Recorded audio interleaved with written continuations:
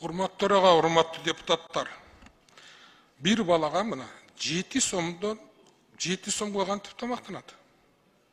Бул уят да өлкө үчүн. Түшүнүп атабыз, бюджетте акча жок, кыйын. Анан бюджетке акча түшүрө турган проекттерди келсе, баарыбыз каршы чыгып атабыз. Мындайга келгенде баарыбыз меле акча бер. Акча түшө турган проекттерди алып келсек, баарыбыз башкача кылып атабыз. Эми өзүңүздөр ойлосоңуздар, bir балага 7 сом эмнеге жетет азыркы убакта? Кыргызстандын бардык территориясында, Кыргызстандагы азыр балдарды кошкондо албетте бул миллиарддаган сомдорду чапчып кетип атат. Муну Минфин каяктан табат? Каржы булактарын.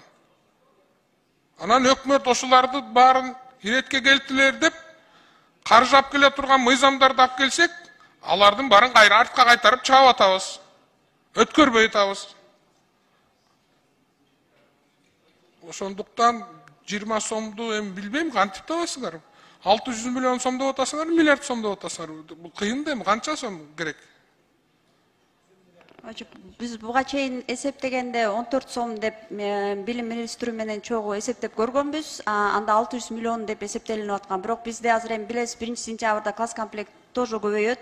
Если 20 сом болсо, бул абдан эле чоң бага акча, миллиардтан да ашык керек болот. Биз азыр билим министри менен азыр тактоо иштерин жүргүзүп атабыз да. Анан ошо параллельно эле билим финансы булактарын да караштырып атабыз.